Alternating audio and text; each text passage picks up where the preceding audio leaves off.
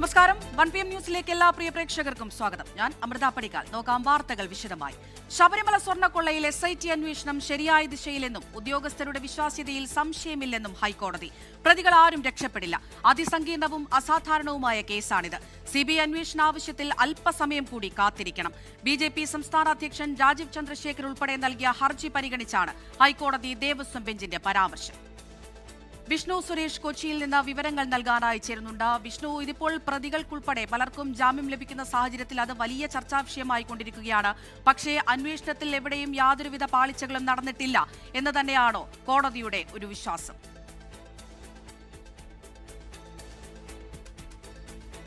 അമൃത, ആ വിശ്വാസത്തിൽ തന്നെയാണ് കോടതിയുള്ളത്. അന്വേഷണ സംഘത്തിന്മേൽ പൂർണ്ണ വിശ്വാസം കോടതി അർപ്പിക്കുന്നു. അന്വേഷണ സംഘത്തിലെ ഉദ്യോഗസ്ഥരിലും അതേ വിശ്വാസം കോടതിക്കുണ്ട് എന്ന നിലപാടാണ് ഇന്ന് ദേവസ്വം ബെഞ്ച് സ്വീകരിച്ചത്. ഇന്ന് ഈ ശബരിമല സ്വർണ്ണക്കൊള്ളയുമായി ബന്ധപ്പെട്ടുള്ള കേസ് CBIക്ക് വിടണം എന്നാവശ്യപ്പെട്ടുകൊണ്ട് BJP അധ്യക്ഷൻ രാജീവ് ചന്ദ്രശേഖറും അതോടൊപ്പം തന്നെ വിശ്വ ഹിന്ദു പരിഷത്തിന്റെ സംഘടനകളും നൽകിയിട്ടുള്ള ഹർജിയാണ് ഹൈക്കോടതി ദേവസ്വം ബെഞ്ചിന് മുൻപാകെ വന്നത്. ആ ഹർജി പരിഗണിക്കുന്ന ഘട്ടത്തിലാണ് കോടതി വളരെ ശക്തമായ നിലപാട് സ്വീകരിച്ചത്. അതിന്റെ തുടക്കം ഇങ്ങനെയാണ്: ഈ ശബരിമല സ്വർണ്ണക്കൊള്ളയുമായി ബന്ധപ്പെട്ട് നിലവിൽ പ്രതികളായിട്ടുള്ള അവരാരും തന്നെ രക്ഷപ്പെടില്ല. അന്വേഷണം നടക്കുന്നത് ശരിയായ ദിശയിലാണ്. എല്ലാ കാര്യവും നടക്കുന്നത് കോടതിയുടെ മേൽനോട്ടത്തിൽ. അല്പസമയം കൂടി അന്വേഷണ സംഘത്തിന് നൽകാം എന്ന് കോടതി വ്യക്തമാക്കുന്നു. അതോടൊപ്പം കഴിഞ്ഞ ദിവസം ഹൈക്കോടതിയുടെ തന്നെ സിംഗിൾ ബെഞ്ച് ചില വിമർശനങ്ങൾ SITക്കെതിരെ ഉന്നയിച്ചിരുന്നു. അതിൽ പ്രധാനമായും പറഞ്ഞത് 90 ദിവസം കഴിയുമ്പോൾ സ്വാഭാവിക ജാമ്യം പ്രതികൾക്ക് ലഭിക്കുന്നു, അത് അന്വേഷണ സംഘത്തെ സംശയനിഴലിൽ നിർത്തുന്നു എന്ന നിലപാടാണ് സിംഗിൾ ബെഞ്ച് എടുത്തതെങ്കിൽ ദേവസ്വം ബെഞ്ച് സ്വീകരിക്കുന്നത് മറ്റൊരു നിലപാടാണ്. പ്രതികൾക്ക് സ്വാഭാവിക ജാമ്യം ലഭിച്ചതിൽ ആശങ്കയില്ല എന്ന് ദേവസ്വം ബെഞ്ച് വ്യക്തമാക്കുന്നു. 90 ദിവസത്തിന് ശേഷം ജാമ്യം ലഭിക്കുന്നത് അത് കേസിന്റെ അന്വേഷണത്തെ ഒരു തരത്തിലും ബാധിക്കില്ല. കേസ് അന്വേഷണം സുഗമമായി തന്നെ മുന്നോട്ട് പോകും. അതിസങ്കീർണമായ അസാധാരണമായ ഒരു കേസാണ് ശബരിമല സ്വർണ്ണക്കൊള്ള എന്നും ദേവസ്വം ബെഞ്ച് അതിന്റെ എല്ലാ മെറിറ്റോടും കൂടി ഉൾക്കൊള്ളുകയാണ്. അതിന് പ്രധാനപ്പെട്ട കാര്യം നമുക്കറിയാവുന്നതുപോലെ തന്നെ ഈ കേസിന്റെ ഒരു കാലയളവ് 2019 മുതൽ 2025 വരെയാണ്. ഒപ്പം 99-ൽ സ്വർണം പൂശിയതുമായി ബന്ധപ്പെട്ടുള്ള രേഖകളും അതിന്റെ സാഹചര്യങ്ങളും ഒക്കെ ഈ കേസിന്റെ ഭാഗമായി വരുന്നുണ്ട്. അതുകൊണ്ട് ഒരു വലിയ കാലയളവിൽ നടന്നിട്ടുള്ളൊരു സംഭവമാണ്. ഇതിൽ 4147 ഗ്രാം സ്വർണം കവർന്നു എന്നുള്ളതാണ് പ്രോസിക്യൂഷന്റെ കേസ്. 467 ഗ്രാം സ്വർണം മാത്രമാണ് ഇതുവരെ വീണ്ടെടുക്കാനായിട്ടുള്ളത്. അങ്ങനെ തന്നെ തൊണ്ടുമുണ്ടൽ കണ്ടെത്തേണ്ട ഒരു സാഹചര്യമുണ്ട്. അതിലെല്ലാം ഏറ്റവും പ്രധാനമായി വരിക ഈ ശാസ്ത്രീയ പരിശോധനാ ഫലമാണ്. അതിന് സ്വാഭാവികമായും കാലതാമസം എടുക്കും. അതുകൊണ്ട് എത്രയും പെട്ടെന്ന് ആ പരിശോധനാ ഫലം പൂർത്തിയാക്കണം അല്ലെങ്കിൽ അത് ലഭ്യമാക്കണം എന്ന് പറയുന്നതിൽ അർത്ഥമില്ല എന്ന് വളരെ ക്ലിയറായ ഒരു സ്റ്റാൻഡ് എടുക്കുകയാണ് ദേവസ്വം ബെഞ്ച്. എത്രയും പെട്ടെന്ന് കുറ്റപത്രം സമർപ്പിക്കുക അല്ലെങ്കിൽ ഓടിച്ചാടി കുറ്റപത്രം സമർപ്പിക്കുക അത് പോസിബിൾ അല്ല ഇത്തരത്തിലൊരു കേസിൽ എന്ന് വളരെ കൃത്യമായി നിലപാടെടുക്കുന്നു. കഴിഞ്ഞ ദിവസം ശബരിമല സ്വർണ്ണക്കൊള്ളയിൽ അന്വേഷണം SITയുടെ അന്വേഷണം അത് നല്ല രീതിയിൽ തന്നെ മുന്നോട്ട് പോകുന്നുണ്ട് എന്ന് തന്നെയാണ് കോടതിയുടെ ഒരു വിലയിരുത്തൽ. വിവരങ്ങളാണ് കൊച്ചിയിൽ നിന്ന് വിഷ്ണു സുരേഷ് പങ്കുവച്ചത്. ശബരിമല സ്വർണ്ണക്കൊള്ള കേസിൽ ഉണ്ണികൃഷ്ണൻ പോറ്റിയുടെ ജാമ്യ ഹർജി വിധി പറയാനായി മാറ്റി. കട്ടിളപ്പാളി കേസിലെ ജാമ്യ ഹർജിയിലാണ് കൊല്ലം വിജിലൻസ് കോടതിയിൽ വാദം പൂർത്തിയായത്. അതേസമയം തിരുവിതാംകൂർ ദേവസ്വം ബോർഡ് മുൻ അഡ്മിനിസ്ട്രേറ്റീവ് ഓഫീസർ മുരാരി ബാബുവിനെ വീണ്ടും ചോദ്യം ചെയ്യാനാണ് EDയുടെ നീക്കം. ശബരിമല സ്വർണ്ണക്കൊള്ളയിലെ കട്ടിളപ്പാലി കേസിലാണ് സ്വാഭാവിക ജാമ്യം തേടി മുഖ്യപ്രതി ഉണ്ണികൃഷ്ണൻ പോറ്റി കൊല്ലം വിജിലൻസ് കോടതിയിൽ ഹർജി നൽകിയത്. കോടതിയിൽ വാദം പൂർത്തിയായി. ജാമ്യാപേക്ഷ വിധി പറയാനായി മാറ്റിയിരിക്കുകയാണ്. ജാമ്യം ലഭിച്ചാൽ ഉണ്ണികൃഷ്ണൻ പോറ്റിക്ക് ജയിലിൽ നിന്ന് പുറത്തിറങ്ങാം. തിരുവാഭരണം മുൻ കമ്മീഷണർ KS ബൈജുവിന്റെ ജാമ്യ ഹർജി ഈ മാസം 11-ന് കോടതി പരിഗണിക്കും. അതേസമയം കേസിൽ തിരുവിതാംകൂർ ദേവസ്വം ബോർഡ് മുൻ അഡ്മിനിസ്ട്രേറ്റീവ് ഓഫീസർ B മുരാരി ബാബുവിനെ വീണ്ടും ചോദ്യം ചെയ്യാനാണ് എൻഫോഴ്സ്മെന്റ് ഡയറക്ടറേറ്റിന്റെ നീക്കം. ഇന്നലെ 9 മണിക്കൂറാണ് മുരാരി ബാബുവിനെ കൊച്ചി ED ആസ്ഥാനത്ത് ചോദ്യം ചെയ്തത്. ഉണ്ണികൃഷ്ണൻ പോറ്റിയുമായി മുരാരി ബാബുവിന് സാമ്പത്തിക ഇടപാടുകൾ ഉള്ളതായി EDക്ക് വിവരം ലഭിച്ചിട്ടുണ്ട്. 2019 മുതലുള്ള മുരാരി ബാബുവിന്റെ സാമ്പത്തിക വളർച്ചയാണ് പ്രധാനമായും അന്വേഷിക്കുന്നത്. സ്വർണ്ണക്കൊള്ളയ്ക്കപ്പുറം ശബരിമലയിൽ നിന്ന് അനധികൃതമായി സ്വത്ത് സമ്പാദിക്കുന്ന രീതിയിൽ പ്രവർത്തനങ്ങൾ ഉണ്ടായിട്ടുണ്ടോ എന്നും അന്വേഷിക്കുന്നു. സ്വർണ്ണക്കൊള്ളയിൽ യാതൊരുവിധ പങ്കുമില്ല എന്നുള്ളത് മുരാരി ബാബു EDക്ക് മുന്നിലും ആവർത്തിച്ചു. അഡ്മിനിസ്ട്രേറ്റീവ് ഓഫീസർ എന്നുള്ള നിലയ്ക്ക് ദേവസ്വം ബോർഡ് പറഞ്ഞതു മാത്രമാണ് പ്രവർത്തിച്ചതെന്നും പറഞ്ഞു. മുരാരി ബാബു സമർപ്പിച്ചതും ED കണ്ടെത്തിയതുമായ രേഖകൾ വിശദമായി പരിശോധിക്കുകയാണ്. അതിനുശേഷമാകും തുടർ നടപടികൾ. ശബരിമലയിൽ നിന്ന് കൊണ്ടുപോയ സ്വർണ്ണപ്പാളികൾ തിരിച്ചെത്തിച്ചപ്പോൾ അഡ്മിനിസ്ട്രേറ്റീവ് ഓഫീസറായിരുന്ന ശ്രീകുമാർ ഉൾപ്പെടെയുള്ളവരെ വിളിച്ചുവരുത്തി ചോദ്യം ചെയ്യും. ശബരിമല സ്വർണ്ണക്കൊള്ളയിലെ പ്രതികളുടെ 1,30 ലക്ഷം രൂപയുടെ സ്വത്തുക്കൾ ഇതുവരെ ED കണ്ടുകെട്ടിയിട്ടുണ്ട്. 24 കൊല്ലം, കൊച്ചി. ശബരിമല സ്വർണ്ണക്കൊള്ളയിൽ ഇന്നും നിയമസഭയിൽ ഭരണ പ്രതിപക്ഷ വാക്പോര്. പ്രതിപക്ഷത്തിന് നേരെ ഇന്നലെ മുഖ്യമന്ത്രി നടത്തിയ പരാമർശം പിൻവലിക്കണമെന്നാവശ്യപ്പെട്ട് സഭ തുടങ്ങിയപ്പോൾ തന്നെ പ്രതിപക്ഷ നേതാവ് വി ഡി സതീശൻ രംഗത്തെത്തി. ഇതോടെ പ്രതിപക്ഷ നേതാവിനെതിരെ മന്ത്രിമാർ തിരിഞ്ഞു. നടുത്തളത്തിലിറങ്ങി പ്രതിഷേധം തുടർന്ന പ്രതിപക്ഷം പിന്നീട് സഭ ബഹിഷ്കരിച്ചു. ശബരിമല സ്വർണ്ണക്കൊള്ളയിൽ പ്രതിഷേധം തുടരുമെന്ന് ചോദ്യോത്തരവേള തുടങ്ങുമ്പോൾ തന്നെ പ്രതിപക്ഷം നിലപാട് അറിയിച്ചു. പ്രതിപക്ഷം കഴിഞ്ഞ ദിവസത്തെ പോലെ ബാനറും പ്ലക്കാർഡും ഉയർത്തിയപ്പോൾ ഭരണപക്ഷത്തു നിന്നും മറുപടി പോസ്റ്റർ ഉയർത്തി. ഇതൊരു വളരെ പ്രധാനപ്പെട്ട പ്രശ്നമാണ് സാർ. ചോദ്യം നമ്പർ 121 എൽദോസ് പി കുന്നപ്പള്ളിയിൽ നോട്ട് ഇൻ ദ സീറ്റ്. പിന്നാലെ പ്രതിപക്ഷ നേതാവിനെതിരെ കൂട്ടത്തോടെ മന്ത്രിമാർ. ഞാൻ എന്നൊറ്റ വികാരത്തിനകത്ത് അടിപ്പെട്ട് കിടന്ന് നിലവെത്തിയ അവസ്ഥയിലേക്ക് കേരളത്തിന്റെ പ്രതിപക്ഷ നേതാവ് മാറുമ്പോ എന്നുള്ളത് അങ്ങേയറ്റം ദുഃഖകരമാണ്. ബഹുമാനപ്പെട്ട പ്രതിപക്ഷ നേതാവ് ഇരട്ടത്താപ്പിന്റെ നേതാവ് കൂടിയായി മാറിയിരിക്കുകയാണ് സർ.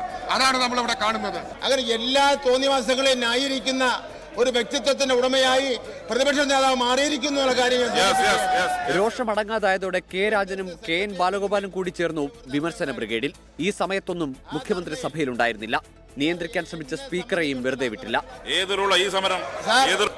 സാർ ഇത് ഒരു റൂളും വേണ്ട സംസാരിക്കാൻ. വേറെ റൂളെന്താ കാര്യം പറയുന്നതിനുണ്ട്. മന്ത്രിമാരുടെ വിമർശനത്തിന് വി ഡി സതീശൻ മറുപടി നൽകിയത് സഭ ബഹിഷ്കരിച്ച് പുറത്തേക്ക് വന്ന ശേഷം. 5 മന്ത്രിമാരും അതിൽ 4 പേര് വ്യക്തിപരമായി എന്നെ അധിക്ഷേപിക്കാതെ എനിക്ക് വിരോധമില്ല. കാരണം അവർ എന്നെ സഹായിക്കാൻ തീരുമാനിച്ചാൽ ഞാൻ അതിനെ എങ്ങനെ നോ പറയുന്നു? അവർ നിരന്തരമായി വ്യക്തിപരമായി തേജോവധം ചെയ്യാണ്. ആ AKG സെന്ററിലിരുന്നും മന്ത്രി ശിവൻകുട്ടിയുടെ ഔദ്യോഗിക വസതിയിലിരുന്നും വ്യാപകമായി വ്യക്തിപരമായ ദുഷ്പ്രചരണം നടത്തുകയാണ്. ശബരിമല സ്വർണ്ണക്കൊള്ള സഭയ്ക്കകത്തും പുറത്തും സജീവ രാഷ്ട്രീയ ആയുധമാക്കി നിലനിർത്താനാണ് പ്രതിപക്ഷ തീരുമാനം. 24 തിരുവനന്തപുരം. കേന്ദ്ര ബജറ്റിലെ അവഗണനയ്ക്കെതിരെ പ്രമേയം പാസാക്കി നിയമസഭ. കേന്ദ്ര സമീപനം അടിയന്തരമായി തിരുത്തണമെന്ന് പ്രമേയം അവതരിപ്പിച്ച മുഖ്യമന്ത്രി പറഞ്ഞു. പ്രതിപക്ഷത്തിന്റെ അസാന്നിധ്യത്തിലാണ് നിയമസഭ പ്രമേയം പാസാക്കിയത്. കേന്ദ്ര ബജറ്റിൽ കേരളത്തെ തഴഞ്ഞതിലും കേരളത്തോട് നിരന്തരം കാട്ടുന്ന അവഗണനയിലും ആശങ്ക അറിയിച്ചാണ് നിയമസഭയിൽ മുഖ്യമന്ത്രി പ്രത്യേക പ്രമേയം അവതരിപ്പിച്ചത്. സംസ്ഥാനങ്ങളെ ദുർബലപ്പെടുത്തി ഒരു രാജ്യത്തിനും അഭിമാനത്തോടെ ഉയർന്നേൽക്കാനാവില്ലെന്ന് പ്രമേയം ചൂണ്ടിക്കാട്ടുന്നു. കേന്ദ്ര ബജറ്റ് ഫെഡറലിസത്തെ അട്ടിമറിക്കുന്നതാണെന്ന് മുഖ്യമന്ത്രി. നികുതി വരുമാനത്തിന്റെ നിലവിലെ വിഹിതം പശ്ചാത്തല സൗകര്യ വികസനത്തിന് നീക്കിവെക്കുന്ന ദീർഘവീക്ഷണത്തോടെയുള്ള നയമാണ് കേരള സർക്കാർ സ്വീകരിച്ചിട്ടുള്ളത്. ഈ നയത്തെ പ്രോത്സാഹിപ്പിക്കുന്നതിന് പകരം സംസ്ഥാനത്തിന്റെ കമ്പോള വായ്പാ പരിധി വെട്ടിക്കുറക്കുകയാണ് യൂണിയൻ സർക്കാർ.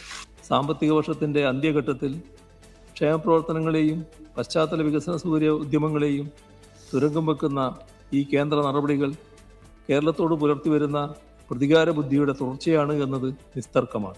2 പതിറ്റാണ്ടായുള്ള കേരളത്തിന്റെ ആവശ്യമായി എയിംസ് അനുവദിക്കണമെന്ന് പ്രമേയത്തിലൂടെ ആവശ്യപ്പെട്ടു. പ്രകൃതി ദുരന്തത്തിൽ മാനുഷിക പരിഗണന പോലും കാണിച്ചില്ലെന്നും പ്രമേയം വിമർശിക്കുന്നു. ശബരിമല സ്വർണ്ണക്കൊള്ളയിൽ പ്രതിഷേധിച്ച സഭ ബഹിഷ്കരിച്ച പ്രതിപക്ഷത്തിന്റെ അസാന്നിധ്യത്തിലാണ് മുഖ്യമന്ത്രി അവതരിപ്പിച്ച പ്രമേയം പാസാക്കിയത്. BJP വിമർശിക്കാൻ കഴിയാത്തതുകൊണ്ടാണ് പ്രതിപക്ഷം പ്രമേയത്തിൽ പങ്കെടുക്കാതിരുന്നതെന്ന് മന്ത്രി MP രാജേഷ്. ഞങ്ങൾ LDF ഗവൺമെന്റിന്റെ മാത്രം പ്രതിപക്ഷമല്ല, കേരളത്തിലെ ജനങ്ങളുടെയാകെ പ്രതിപക്ഷമാണ്. ജനങ്ങളുടെ എതിർപക്ഷത്താണ് തങ്ങൾ നിൽക്കുന്നത്. BJP ഗവൺമെന്റിനൊപ്പമാണ്. കേരളത്തിനൊന്നും നൽകേണ്ടതില്ല എന്ന BJPയുടെ അഭിപ്രായം പ്രതിപക്ഷവും പങ്കുവച്ചിരിക്കുകയാണ്. പ്രമേയത്തിൽ സർക്കാർ കൂടിയാലോചനകൾ നടത്തിയിട്ടില്ലെന്നാണ് പ്രതിപക്ഷത്തിന്റെ മറുപടി. 24 തിരുവനന്തപുരം. പ്രതിപക്ഷത്തിന്റെ കനത്ത പ്രതിഷേധത്തിനിടയിൽ ഇന്ത്യ അമേരിക്ക വ്യാപാര കരാറിൽ ലോക്സഭയിൽ പ്രസ്താവനയുമായി കേന്ദ്ര സർക്കാർ. കാർഷിക ക്ഷീരമേഖലകളിൽ വിട്ടുവീഴ്ചയ്ക്കില്ല എന്നും ഇന്ത്യൻ കയറ്റുമതിക്കാരെ സഹായിക്കുന്നതാണ് കരാർ എന്നുമാണ് കേന്ദ്ര വാണിജ്യമന്ത്രി പീയൂഷ് ഗോയലിന്റെ പ്രസ്താവന. എന്നാൽ കരാറിന്റെ വിശദാംശങ്ങൾ കേന്ദ്രം പ്രസ്താവനയിൽ വ്യക്തമാക്കിയില്ല. भारतीय पक्ष अपने संवेदनशील क्षेत्रों विशेषकर कृषि और दुग्ध क्षेत्रों के हितों की रक्षा सुनिश्चित करने में सफल रहा है. മന്ത്രിയുടെ പ്രസ്താവനയ്ക്കിടയിൽ പ്രധാനമന്ത്രിക്കെതിരെ മുദ്രാവാക്യം വിളിച്ച് പ്രതിപക്ഷം പ്രതിഷേധിച്ചു. നടുത്തളത്തിലിറങ്ങി പ്രതിപക്ഷം പ്രതിഷേധം തുടർന്നതോടെ ലോക്സഭ 2 മണിവരെ നിർത്തിവെച്ചു. കരാറിൽ ചർച്ചയാവശ്യപ്പെട്ട് രാജ്യസഭയിലും പ്രതിപക്ഷം പ്രതിഷേധമുയർത്തി. ഇന്നലെ സസ്പെൻഷൻ നേരിട്ട അംഗങ്ങൾ ഉൾപ്പെടെ പാർലമെന്റ് കവാടത്തിലും പ്രതിഷേധിച്ചു. ബൽറാം നെടുങ്ങാടി വിവരങ്ങൾ നൽകാനായി ചേരുന്നുണ്ട് ഡൽഹിയിൽ നിന്ന്. ബൽറാം, ഇതിപ്പോൾ കഴിഞ്ഞ ദിവസവും നമ്മൾ കണ്ടതാണ്, വലിയ കലഹം ഈ ഇന്ത്യ-US വ്യാപാര കരാറുമായി ബന്ധപ്പെട്ട സഭയിലുണ്ട്. ഇന്നും സമാനമായ സാഹചര്യം. ഈ കരാറിൽ എന്തൊക്കെയുണ്ട് എന്നുള്ള കാര്യം മന്ത്രി വ്യക്തമാക്കുന്നുണ്ടോ? അമൃത, തുടർച്ചയായി രണ്ടാം ദിവസവും പാർലമെന്റിൽ ഈ ഇന്ത്യ-US വ്യാപാര കരാർ സംബന്ധിച്ചുള്ള പ്രതിപക്ഷത്തിന്റെ പ്രതിഷേധം ഉയരുകയാണ്. പാർലമെന്റിനെയും രാജ്യത്തെയും ഇരുട്ടിൽ നിർത്തിയാണ് US-മായി വ്യാപാര കരാർ സംബന്ധിച്ച് ധാരണയിൽ എത്തിയത് എന്ന കടുത്ത ആരോപണവുമായാണ് പ്രതിപക്ഷാംഗങ്ങൾ ഇന്ന് പാർലമെന്റിൽ എത്തിയത്. ഈ വിഷയത്തിൽ വ്യക്തത വേണം, ചർച്ച വേണം എന്നീ ആവശ്യങ്ങൾ ഉന്നയിച്ചുകൊണ്ട് നിരവധി പ്രതിപക്ഷാംഗങ്ങൾ ഇരു സഭകളിലും ഇന്ന് നോട്ടീസ് നൽകിയിരുന്നു. ഇന്ന് സഭ സമ്മേളിച്ച ആദ്യ നിമിഷം മുതൽ തന്നെ ഇരു സഭകളിലും പ്രതിഷേധം ഉയർന്നു. ലോക്സഭയിലാണ് കടുത്ത പ്രതിഷേധം ഉണ്ടായത്. ലോക്സഭ 12 മണിവരെ ആദ്യം തടസ്സപ്പെട്ടു. പിന്നീട് സമ്മേളിച്ച ഘട്ടത്തിൽ കേന്ദ്ര വാണിജ്യ വ്യവസായ മന്ത്രി പീയൂഷ് ഗോയൽ പ്രസ്താവന നടത്തി. കർഷകരുടെയും ക്ഷീരകർഷകരുടെയും താൽപര്യങ്ങൾ സംരക്ഷിക്കുമെന്നും ഇന്ത്യയുടെ പരിഗണിച്ചാണ് കരാർ സംബന്ധിച്ച ധാരണയിലെത്തിയത് എന്നും ഒപ്പം തന്നെ വ്യവസായികളെ ഈ കരാർ സഹായിക്കുമെന്നതടക്കമുള്ള കഴിഞ്ഞ ദിവസം മാധ്യമങ്ങൾക്ക് മുന്നിൽ നടത്തിയ പ്രസ്താവന ലോക്സഭയിലും ആവർത്തിക്കുകയാണ് ഉണ്ടായത് വാണിജ്യമന്ത്രി. എന്നാൽ ഇതുകൊണ്ട് പ്രതിപക്ഷം തൃപ്തരായില്ല. പ്ലക്കാർഡുകളുമായി മുദ്രാവാക്യങ്ങളുമായി നടുത്തളത്തിൽ ഇറങ്ങി പ്രതിഷേധിച്ചതോടെ ലോക്സഭ തടസ്സപ്പെടുകയാണ് ഉണ്ടായത്. അമൃത, നിയമസഭാ തെരഞ്ഞെടുപ്പിൽ കോൺഗ്രസിന്റെ ആദ്യഘട്ട സ്ഥാനാർത്ഥി പട്ടിക ഫെബ്രുവരി പകുതിയോടെ. MP-മാർ മത്സരിക്കണമോ എന്നത് നയപരമായ വിഷയമെന്നും ഹൈക്കമാൻഡ് തീരുമാനമെടുക്കുമെന്നും സ്ക്രീനിംഗ് കമ്മിറ്റി അധ്യക്ഷൻ മധുസൂദൻ മിസ്ത്രി പ്രതികരിച്ചു. സീറ്റ് വിഭജനത്തിൽ കോൺഗ്രസും മുസ്ലിം ലീഗും അന്തിമ ധാരണയിലെത്തിയെന്നാണ് വിവരങ്ങൾ. സംസ്ഥാനത്തെ കോൺഗ്രസ് സ്ഥാനാർത്ഥി നിർണയ ചർച്ചകൾ അന്തിമഘട്ടത്തിലേക്ക്. സ്ഥാനാർത്ഥി നിർണയത്തിനായി കോൺഗ്രസ് ഹൈക്കമാൻഡ് നിയോഗിച്ച മധുസൂദനൻ മിസ്ത്രി അധ്യക്ഷനായ സ്ക്രീനിംഗ് കമ്മിറ്റി ഇന്നും നാളെയുമായി KPCC, DCC നേതൃത്വങ്ങളുമായി രണ്ടാം ഘട്ട ചർച്ച നടത്തും. ഫെബ്രുവരി പകുതിയോടെ ആദ്യഘട്ട സ്ഥാനാർത്ഥി പട്ടിക പുറത്തിറക്കാനാണ് ആലോചന. MP-മാർ മത്സരിക്കണോ എന്നത് ഹൈക്കമാൻഡിന്റെ നയപരമായ വിഷയം എന്ന് മിസ്ത്രി പറഞ്ഞു. UDF സീറ്റ് വിഭജനത്തിൽ കോൺഗ്രസും മുസ്ലിം ലീഗും അന്തിമ ധാരണയിലെത്തി. മുസ്ലിം ലീഗിന് കഴിഞ്ഞ തവണ മത്സരിച്ച് 27 സീറ്റ് ലഭിക്കും. തിരുവമ്പാടി സീറ്റ് ഒഴിയാൻ ലീഗ് സന്നദ്ധത പ്രകടിപ്പിച്ചെങ്കിലും കളമശ്ശേരി വിട്ടുകൊടുക്കില്ലെന്നാണ് നിലപാട്. കേരള കോൺഗ്രസ് ജോസഫ് വിഭാഗവുമായി കോൺഗ്രസിന്റെ സീറ്റ് വിഭജന ചർച്ച തുടരുകയാണ്. ഇടുക്കി, ചങ്ങനാശ്ശേരി, ഏറ്റുമാനൂർ മണ്ഡലങ്ങൾ ഏറ്റെടുത്തേ മതിയാകൂ എന്ന നിലപാടിലാണ് കോൺഗ്രസ്. എന്നാൽ കഴിഞ്ഞ തവണ മത്സരിച്ച 10 സീറ്റിൽ ഒന്നുപോലും വിട്ടു നൽകില്ല എന്ന കടുത്ത നിലപാടിലാണ് കേരള കോൺഗ്രസ് ജോസഫ് വിഭാഗം. ഫെബ്രുവരി പകുതിയോടുകൂടി കോൺഗ്രസിന്റെ ഒരു ആദ്യഘട്ട സ്ഥാനാർത്ഥി പട്ടിക പുറത്തു വരുമെന്ന് തന്നെയാണ് ഞങ്ങൾ പ്രതീക്ഷിക്കുന്നത്. ഘടകകക്ഷികളും കോൺഗ്രസ് നേതാക്കന്മാരും തമ്മിലുള്ള ആദ്യവട്ട ചർച്ചയുടെ അടിസ്ഥാനത്തിലുള്ള തുടർ ചർച്ചകൾ നടന്നുകൊണ്ടിരിക്കുകയാണ്. ചവറ, കുന്നത്തൂർ, ഇരവിപുരം, ആറ്റിങ്ങൽ, മട്ടന്നൂർ സീറ്റുകൾ RSPക്ക് ലഭിക്കും. മട്ടന്നൂരിന് പകരം കൊല്ലം ജില്ലയിലെ ചടയമംഗലം സീറ്റ് RSP ആവശ്യപ്പെട്ടിട്ടുണ്ട്. കോൺഗ്രസ് മത്സരിക്കാൻ ഉദ്ദേശിക്കുന്ന കൊല്ലം സീറ്റ് ആവശ്യപ്പെട്ട് ഫോർവേഡ് ബ്ലോക്കും രംഗത്തെത്തി. നമ്മൾ കഴിഞ്ഞ പ്രാവശ്യം ഞങ്ങൾക്ക് തന്നൊരു ഉറപ്പനുസരിച്ച് കൊല്ലം സീറ്റ് ഞങ്ങൾക്ക് വേണമെന്ന് ഞങ്ങൾ ആവശ്യപ്പെട്ടിട്ടുണ്ട്. അത് അനുഭാവപൂർവ്വം പരിഗണിക്കാമെന്ന് നമുക്ക് ഉറപ്പ് നൽകിയിട്ടുണ്ട്. കൊല്ലത്തിന് പുറമെ അരുവിക്കര, വൈപ്പിൻ, കായംകുളം, മലമ്പുഴ എന്നീ സീറ്റുകളിൽ ഒന്നുകൂടി ഫോർവേഡ് ബ്ലോക്ക് ആവശ്യപ്പെട്ടു. CMPയുമായുള്ള സീറ്റ് വിഭജന ചർച്ചകളും പുരോഗമിക്കുകയാണ്. 24 തിരുവനന്തപുരം. കാസർഗോഡ് കുമ്പളയിലെ ടോൾ പിരിവ് വിഷയത്തിൽ K. സുരേന്ദ്രനെതിരെ ഒളിയമ്പുമായി BJP കാസർഗോഡ് ജില്ലാ അധ്യക്ഷ ML അശ്വിനി. ടോൾ അവസാനിപ്പിക്കാൻ ഇടപെട്ടത് പാർട്ടി സംസ്ഥാന അധ്യക്ഷൻ രാജീവ് ചന്ദ്രശേഖറും ജില്ലാ നേതൃത്വവുമെന്ന് ML അശ്വിനി പറഞ്ഞു.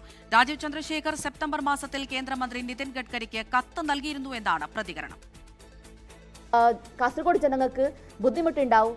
ഇതിൽ വലിയ പ്രോബ്ലംസുകൾ ഇവിടെ വരാൻ പോകുന്നുള്ളത് അറിഞ്ഞതുകൊണ്ടാണ് നമ്മൾ ഫസ്റ്റ് ലെറ്റർ മെയ് മാസത്തിൽ നമ്മുടെ സ്റ്റേറ്റ് പ്രസിഡന്റ് രാജീവ് ചന്ദ്രശേഖർ ജിക്കും അതേപോലെ NHA RO അവർക്കും ഞങ്ങൾ കൊടുത്തിട്ടുണ്ടായിരുന്നു. ഗഡ്കരിജിയോടും സംസാരിച്ചിട്ടുണ്ടായിരുന്നു. അപ്പോൾ അത് ക്ലിയർ ആയിട്ടുള്ള വിഷ്വൽസ് അവിടെ മനസ്സിലാക്കി കൊടുക്കാൻ വേണ്ടിയിട്ട് നമ്മൾ ട്രൈ ചെയ്തിട്ടുണ്ടായിരുന്നു. എങ്ങനെയാണ് അവിടുത്തെ സാഹചര്യങ്ങളും അത് നോക്കിയിട്ടായിട്ട് നമുക്ക് ചെയ്യാം എന്ന പറയുന്ന ഒരു വാക്കുകൾ ഉണ്ടായിരുന്നു. ഇവിടെ BJP ആണ് ഇടപെട്ടിട്ടുള്ളത്. അത് സ്റ്റേറ്റ് ഘടകം, ജില്ലാ ഘടകം, അതേപോലെ നാഷണൽ ലെവൽ ലീഡേഴ്സ് ഇതിന്റെ ഇടപെട്ടുകൊണ്ടാണ് നമുക്ക് ഇന്ന് വിജയം സാധിച്ചിട്ടുള്ളത്. BJPയിലെ അറിയൂ ഏത് ലീഡേഴ്സാണ് ഏത് ലെവലിലാണ് ബന്ധപ്പെട്ടിട്ടുള്ളത് പറയാൻ ആവശ്യം നമുക്കില്ല. കുമ്പളയിലെ ടോൾ പ്ലാസ അടച്ചുപൂട്ടുന്നതുമായി ബന്ധപ്പെട്ട കേന്ദ്ര സർക്കാർ ഉത്തരവ് ഇന്നിറങ്ങുമെന്ന് BJP മുൻ സംസ്ഥാന അധ്യക്ഷൻ K. സുരേന്ദ്രൻ ഇന്നലെ ഫേസ്ബുക്കിലൂടെ അറിയിച്ചിരുന്നു. ഉത്തർപ്രദേശിലെ ഗാസിയാബാദിൽ ഓൺലൈൻ ഗെയിമിന് അടിമകളായ 3 സഹോദരിമാർ ജീവനൊടുക്കി. കെട്ടിടത്തിന് മുകളിൽ നിന്ന് ചാടിയാണ് പ്രായപൂർത്തിയാകാത്ത കുട്ടികൾ ജീവനൊടുക്കിയത്. മാതാപിതാക്കളുമായുള്ള തർക്കത്തിന് പിന്നാലെയാണ് ആത്മഹത്യ എന്നാണ് വിവരം. ഇന്ന് പുലർച്ചെയാണ് സംഭവം. 16, 14, 12 വയസ്സുള്ള നിഷിക, പ്രാച്ചി, പ്രാഗി എന്നീ സഹോദരിമാരാണ് 9ാം നിലയിലെ ഫ്ളാറ്റിൽ നിന്ന് താഴേക്ക് ചാടി ജീവൻ ഒടുക്കിയത്. കോവിഡ് കാലത്തിനു ശേഷം 3 പേരും കൊറിയൻ ഓൺലൈൻ ഗെയിമുകളിൽ അടിമപ്പെട്ടിരുന്നു. സ്കൂളിൽ പോകാനും മടിച്ചു. ഗെയിമിന് അടിമകളായ കുട്ടികളെ പിതാവ് ശകാരിച്ചു. ഇതിന് പിന്നാലെയാണ് ആത്മഹത്യയെന്നാണ് പോലീസ് നിഗമനം. പുലർച്ചെ റൂമിനകത്തുള്ള ജനാൽ തുറന്ന് കസേരയിൽ കയറി 3 പേരും ഒന്നിനു പുറകെ ഒന്നായി താഴേക്ക് ചാടി. എന്നാൽ നിലവിൽ കളിച്ചുകൊണ്ടിരുന്ന കൊറിയൻ ഓൺലൈൻ ഗെയിമിന്റെ അവസാനത്തെ ലെവൽ കഴിഞ്ഞ ദിവസമായിരുന്നു എന്ന് കുട്ടികൾ പറഞ്ഞിരുന്നതായി റിപ്പോർട്ടുണ്ട്. ഗെയിമിലെ ടാസ്കുകൾ ആത്മഹത്യയ്ക്ക് പ്രേരണയായോ എന്ന് അന്വേഷിക്കാൻ കുടുംബം പോലീസിനോട് ആവശ്യപ്പെട്ടിരിക്കുകയാണ്. ആത്മഹത്യയ്ക്ക് പിന്നിൽ മറ്റൊരു ബ്ലൂ വെയിൽ ഗെയിമാണോ എന്ന് കണ്ടെത്താൻ വേണ്ടി പെൺകുട്ടികൾ ഉപയോഗിച്ചിരുന്ന മൊബൈൽ ഫോൺ പോലീസ് ഫോറൻസിക് പരിശോധനയ്ക്ക് അയച്ചിരിക്കുകയാണ്. മാതാപിതാക്കളും കുടുംബാംഗങ്ങളുടെയും മൊഴിയും രേഖപ്പെടുത്തിക്കൊണ്ടിരിക്കുന്നുണ്ട്. അർജുൻ പീതാംബരൻ, 24 ഡൽഹി.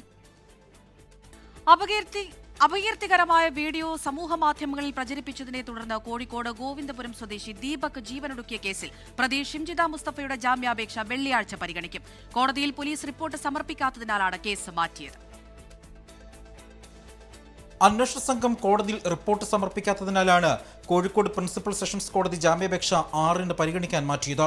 കുന്നമംഗലം കോടതി ജാമ്യം അനുവദിക്കാത്തതിനാലാണ് ഷിംജിത സെഷൻസ് കോടതിയിൽ ജാമ്യാപേക്ഷ സമർപ്പിച്ചത്. സമൂഹ വിചാരണ നടത്തണമെന്ന ദുരുദ്ദേശത്തോടെയാണ് ഷിംജിത വീഡിയോ ചിത്രീകരിച്ച് പ്രചരിപ്പിച്ചതെന്നും ഇതിൽ മനം നൊന്താണ് ദീപക് ജീവനൊടുക്കിയതെന്നുമായിരുന്നു മജിസ്ട്രേറ്റ് കോടതിയിൽ പ്രോസിക്യൂഷൻ വാദിച്ചത്. ഇത് അംഗീകരിച്ച കോടതി ജാമ്യാപേക്ഷ തള്ളുകയായിരുന്നു. അതേസമയം 14 ദിവസത്തെ റിമാൻഡ് കാലാവധി അവസാനിക്കാനിരിക്കുകയാണ് അന്വേഷണ സംഘം ഷിംജിതയെ കസ്റ്റഡിയിൽ ആവശ്യപ്പെട്ടുകൊണ്ട് ഹർജി നൽകിയത്. കസ്റ്റഡി അപേക്ഷ നാളെ കുന്നമംഗലം കോടതി പരിഗണിക്കും. ഷിംജിത അപ്ലോഡ് ചെയ്ത ദൃശ്യങ്ങൾ എഡിറ്റ് ചെയ്തതാണ് എന്ന് പോലീസ് കണ്ടെത്തിയിരുന്നു. ഇതിനായി മറ്റാരുടെയെങ്കിലും സഹായം കിട്ടിയിട്ടുണ്ടോ എന്ന കാര്യം പോലീസ് പരിശോധിച്ചു. ഷിംജിതയുടെ മൊബൈൽ ഫോൺ ശാസ്ത്രീയ പരിശോധനയ്ക്ക് അയച്ചുവെങ്കിലും ഫലം കിട്ടിയില്ല. ദീപകിന്റെ മരണത്തിൽ കുടുംബം നൽകിയ പരാതിയിലാണ് ഷിംജിതയെ ആത്മഹത്യാ പ്രേരണ കുറ്റം ചുമത്തി അറസ്റ്റ് ചെയ്തത്. 24 Kozhikode. News Malayalam Thiruvananthapuram bureau cameraman Jyothish JB വാഹനാപകടത്തിൽ മരിച്ചു. ഇന്നലെ രാത്രി പാളയത്തുണ്ടായ വാഹനാപകടത്തിൽ പരിക്കേറ്റ ജ്യോതിഷിനെ ഉടൻ ആശുപത്രിയിൽ എത്തിച്ചെങ്കിലും ജീവൻ രക്ഷിക്കാനായില്ല. 27 വയസ്സായിരുന്നു. നേമം ഇടക്കോട് സ്വദേശി ജോയുടെയും ബിന്ദുവിന്റെയും മകനാണ്. പോസ്റ്റ്മോർട്ടത്തിന് ശേഷം മൃതദേഹം ന്യൂസ് മലയാളം തിരുവനന്തപുരം ബ്യൂറോ ഓഫീസിലും പ്രസ് ക്ലബ്ബിലും പൊതുദർശനത്തിന് വയ്ക്കും. 1 PM ന്യൂസ് പൂർണ്ണമാകുന്നു.